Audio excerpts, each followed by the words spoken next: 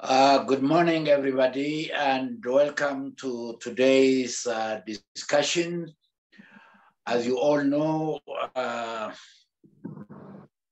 the airline industry has been affected all over the world. And in Africa, the impact is even worse because in Africa, we do not have the type of support that the developed countries have. Our governments cannot provide enough fund to support the airlines. So it is a very difficult year for CEOs of airlines. And today, my guest is Engineer Joao Carlos Jorge, CEO of LAM Mozambique Airline since July 2018. I know Joao for many, many years. He joined LAM at a young age in 1985 as an engineer and the quality head of engineering and quality department. He worked for some time in that position, and later he was posted to the United States as a resident representative of Boeing to Boeing for LAM. And in 1995, he left LAM and joined Pratt & Whitney, where he was appointed as customer service manager supporting African Airlines.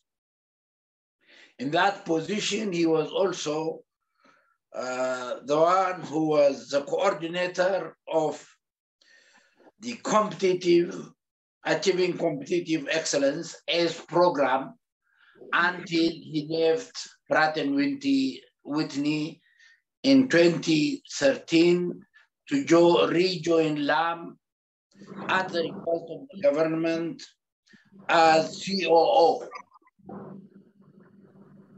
He served as COO from 2013 to 2016, and later he became advisor to the Chief Financial Officer and was appointed in July 2018 as the CEO of the company. Joe and I, when I was the CEO of Ethiopian Airlines, Joe was stationed in Addis Ababa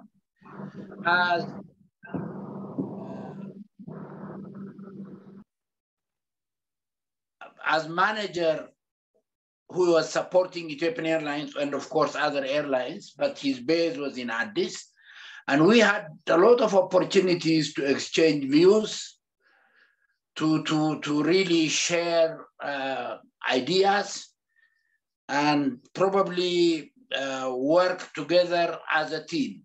Joao, you joined the airline in 1985, went into aerospace in 1955, rejoined the airline in 2013. Now you have 36 years in aviation and aerospace. Are you happy? Did you make the right decision to join aviation, or do you have any regrets? Thank you. Good morning, everyone. Thank you, Girma, for doing this. It's really a great pleasure for me. Thank you, John, for setting this up. Going straight to your question, I have no single second of regret of joining aviation and staying and joining African aviation. I have always had some opportunities to go somewhere outside the continent, and I really wanted to stick with it. And as soon as I could get back to an airline in Africa, I did it. I had a great time outside, in terms of working for a company outside the continent, but always working within the continent for that. No regrets. Thank you. Very good. That is a very good start. Joao, you were also leading the ACE program of United Technologies in Africa. How many airlines used your advice to implement ACE? Have they benefited from it? Yeah, a very good question. Definitely the ACE program was, one of the management assisting programs that was introduced for several airlines I worked with in Africa using the principles of ACE. At least 3 airlines that I worked with have used and benefited definitely in the economics, the operational efficiency, service quality of that. But definitely Ethiopian Airlines was the most formal one, and the one that used it to the greatest extent with a formal agreement and implementation project plan, etc. And I can remember a very good moment where when we were introducing it to Ethiopian Airlines, and Ato Girma said, it's not only to these areas you mentioned, operations, technical, commercial, even the gardener in this airline has to be ACE inspired. And probably that's one of the secrets for so much success there in the airline, where everybody was committed, everybody was involved and included in this ACE program intention. That turns out to be, a new way of operating, a new operating system for the airlines with so much benefit. Thank you.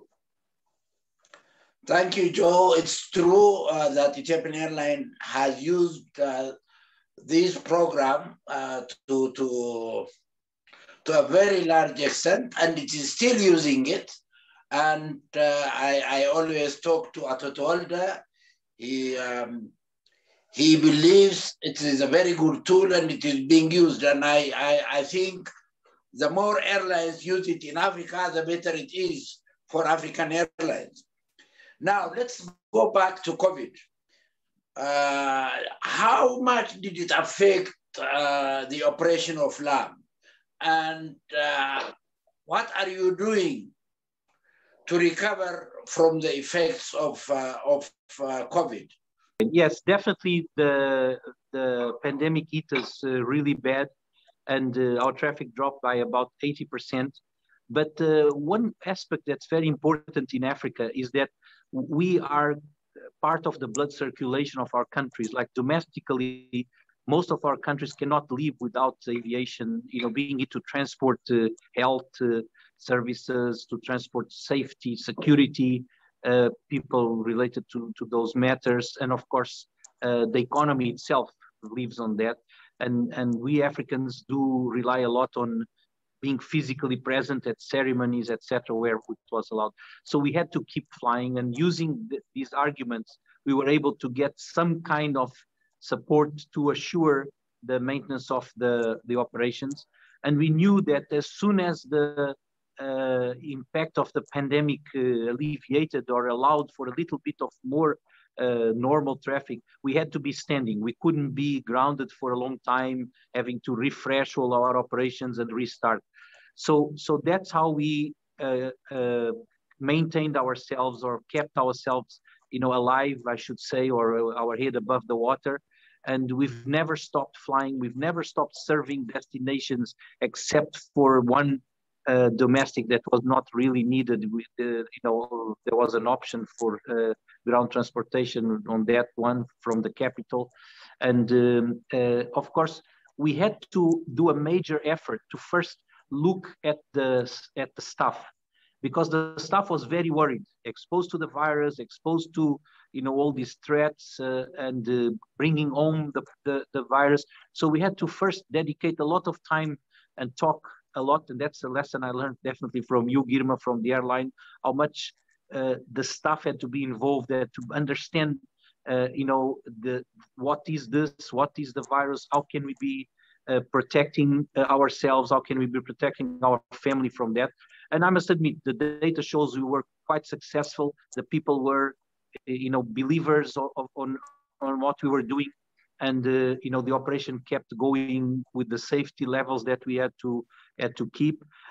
We at one stage decided to provide a lot of mental health support to our people, because it got to a point where the change in strategies, the change in positions was so often and so deep that people were saying, well, what is true? And that mental health support was very crucial in having maintained the people strong, to the point that today everybody is comfortable, and of course now as the vaccination is coming in, we had a lot of our people, especially in a program at the airline, vaccinated to give them more strength and more power to put front to this big challenge. Of course, this brought some matters that were already there for a long time. The importance of cooperation. We need to cooperate for mutual benefits. And I bring Satam here. I am a supportive of Satam. Satam is probably going to be a good legal basis for us to work, as long as it benefits all sides of the borders that are involved in the process. We don't want to use Satam to drop anyone. We really need to use Satam to raise everybody to a level that everybody will be there in Africa to cooperate and bring air transport to a level that we can fly wherever we want, whenever we want. We don't need to go to Dubai or Europe to come back to Africa. Thank you. Very good. As you clearly indicated that it is not going to be the same. Our mentality, our attitude, our working system will have to change. And the way we cooperate between ourselves among airlines in Africa will also have to change. Without that, I think if each carrier just worries about itself and does not build the whole industry in Africa, I think it is not going to serve the continent well. I'm happy that Accra recently is pushing for that type of cooperation, and African airlines are coming together really to cooperate in various ways, in training, in maintenance, and so on and so forth. What do you think is a practical thing that will have to be started soon after COVID-19 issue is solved, if it is solved? Is there anything that you as CEOs of airlines planning to do together so that traffic in Africa will grow, the service will grow, and Africa will be properly coordinated, connected? Definitely, that's a very, very pertinent matter. And we have, including myself as the CEO and the people in my team, made a big effort to get a lot of closer and being involved in committees, etc., with AFRA, and specifically on training. Of course, others are there, like fuel, use of resources, handling, etc. But training, you've touched on the very hot subject. I mean, we have people going to North America, Europe, etc., to do a training on technical capacity, and that does not make sense. We have so much going on in the industry in Africa now that we need to have ATOs around the continent that at a flight of 3, 4, maximum 5 hours, we're there. Of course, we can't ignore a training center that you have been focal also in starting, the Ethiopian Airlines Academy, which is probably the biggest, well, it is the biggest I've seen in my life, with capacity and size, capability, sorry, and size. And that's an example how I believe that one of the key and probably the main key factors of the development of and growth of Ethiopian Airlines was the training capacity to use the raw material, which is young Ethiopian and other Africans there, to create power brains that were not only to develop industry in Ethiopia, in Africa, and in the world. So I believe it's very important, that kind of cooperation all over. Again, mutually benefit on an exchange basis. I train Q400, for example, technicians, you train Embraer, etc. So we do that for each other. Very good. In terms of schedule coordination, in terms of traffic feed to one another, in terms of sharing facilities at different airports, like check-in counters, staff, whatever necessary. Is there anything that is starting which would really ease the financial burden of each African carrier? Yes, definitely. I mean, I will start actually with one that I am here in Beira. I'm today in the center of Mozambique, city of Beira, to work on cargo. We have some capacity still remaining on the belly of our aircraft, and we have cargo aircraft going around. So we need to do that. I mean, there's no point in me going and acquire an aircraft somewhere in the world, bring it here, if I have a partner that can do that for me, while using, for example, my warehouses, my handling capacity, and we can share the profits there. We have to work together to grow. That's one of the problems some markets have, and some city pairs have, is the market, both in cargo and passengers, is still very, very low. We need to work on growing that, and that's what we're doing here today.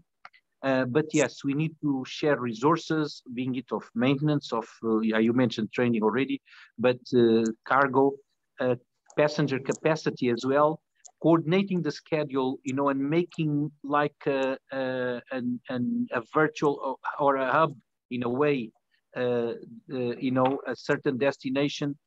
Both of us fly at about the same time to, say, Dar es Salaam, and we exchange passengers there. And I believe that's where will be the crucial way to develop without adding much resources, without adding much or costs to our operation, to allow us to, again, to grow, lower costs. And then once we increase, then we will have, like other continents, Europe, United States, multiple frequencies between these destinations, whereas now we can only afford 3-4 weekly frequencies, perhaps in some cases, not even that. Very good. Are African carriers really getting the support that they need from their governments? And do African carriers also talk to their governments to really facilitate growth of aviation in Africa? Well, I believe that's an area where we need to set probably a collective strategy and improve a lot, in the sense that we talk individually, we go to our governments, we more expose problems and ask for some help, rather than looking at the whole picture and saying, look, we have to look at everything, visa processing, health controls, the customs issues, etc.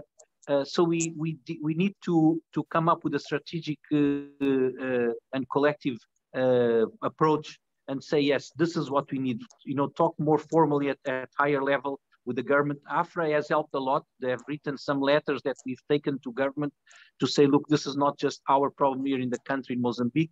It's a collective problem.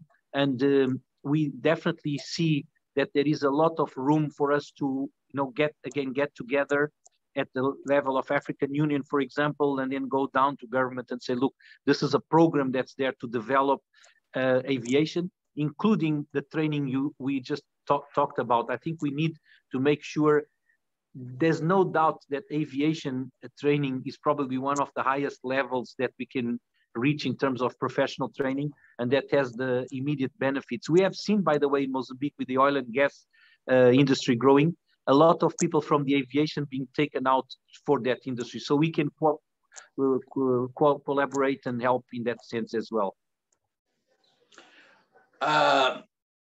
Joao, as you know, I travel across Africa, and I see certain things that are happening. One, government tax on tickets in Africa is very, very high. Actually, sometimes the government tax is more than the airfare. Another thing is after COVID, each government has introduced its own testing system. You get, before you fly from your country, you get COVID test, you produce a certificate, you go to a country, where you go, they also do COVID check on arrival. They charge you money. When you leave that country to go to another country, they also, for departure, you make a COVID test, they charge you. You go to a third country, they again want to check you because they don't trust what was done in the other country. Is there anything that airlines together can really do to really convince governments that this is making it very expensive for the traveler, and therefore they should create a system where once you are tested in one, so long as the day has not expired, you should not be tested on arrival at another location? Is there anything that is being done? Because this is going to make travel very expensive. And if travel is very expensive, people will not travel. People will not afford to travel. And that will kill the industry. Yeah, definitely, Girma. I mean, it is been reached a point where, you know, especially if it's a family, and we travel a lot with families here between countries in Africa or outside and back into Africa, and it makes a huge portion of the cost the testing. And if you add the quarantine, in some cases it's completely out of reach. It will completely suffocate air travel, and we don't want to see that. So definitely, I mean, I'm not a virologist, but I mean, we have enough experience with previous issues with other diseases.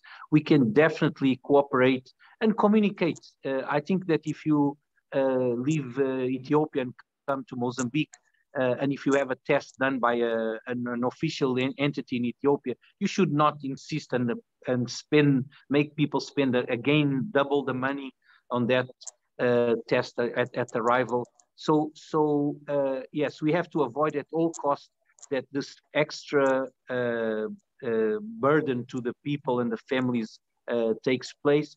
Even for businesses will be discouraged to travel for conferences if you add another $150 or something to that cost or more. So yeah, absolutely, that has to happen. I mean, the test can be verified via QR codes, whatever. So somehow we need to trust each other. Bring that price down, by the way, to stimulate that if that's what the decision is, to test everyone that travels around. I heard something good is happening in ECOWAS countries. They are trying to harmonize taxes. In East Africa, taxes are not as bad as in West Africa. But generally, overall in Africa, do you think there is a chance of harmonizing tax? One. Number two, if governments do not really come up with some sort of an adjustment, it will be very difficult for the aviation industry to grow in Africa. However, how do you understand the progress that is being made? Do you think post-COVID-19, the African aviation will prosper, or do you think would remain the same?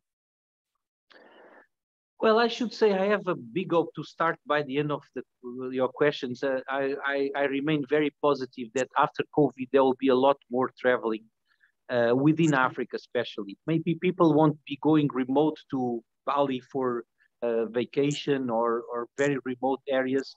So there will be a reason for that. I think people will feel more safe, of course, once the vaccination program is more widened, and they will lose the fear of traveling if there is some, and I believe there is some. So I can see, you know, in a positive way that aviation will grow after after COVID to a better position than it was pre-COVID, because aviation has always been needed. And you are right. The main reason for slowing down or even stopping in some cases is this huge cost that we have. That's a result. Part of it is taxes, the cost of fuel that is so high in some destinations, that even in destinations where they produce oil, it's very high. So we have to definitely reduce that to an acceptable level. And I must say, countries must look at aviation as, like I said, the blood circulation of countries, of the continent. It will stimulate the economies a lot. So perhaps some of these costs, when we go to an airport or an authority or a country and we complain about it, they say, well, but this airport has got low utilization, you have to pay for it. I don't think we should see it that way.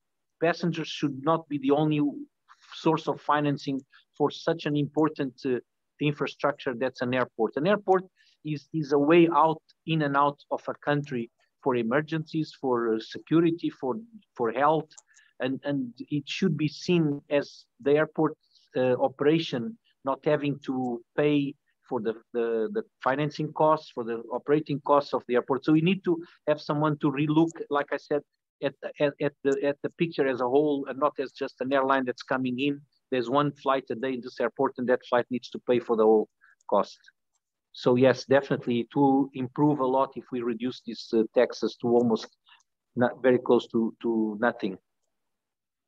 Do you see an opportunity for consolidation of African carriers coming together, joining forces, and probably buying shares in one another, with Saturn coming up?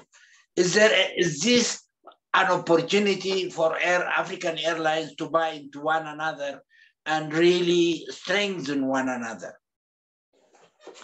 Yeah, I believe that, of course, we have some very key players and kind of very high league operators here. I don't need to mention names, but and then we have those that are, lower size, lower capacity in terms of equipment, at least in general. But we must admit that these smaller operators, they stand in their domestic networks, in their sub-regional networks. They probably have a good contribution to do to this mega network that we need to create.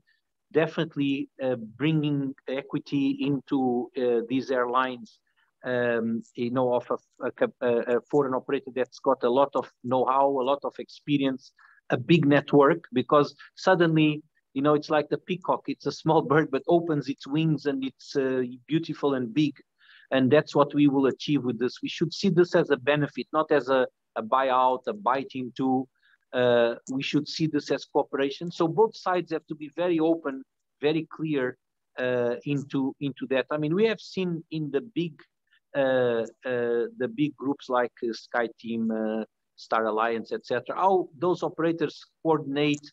And probably in our case, we'll have to do additional, because of the specificity of knowing the domestic, knowing the markets, and being able to operate there, to make sure that everyone stays afloat at its own level with this buying into the equity of airlines, participating in management. I think that's a big help as well, that will allow some of these small carriers to grow and stand strong. Joe, I know you have a big ambition for LAM. Where do you want it to be in 5 years?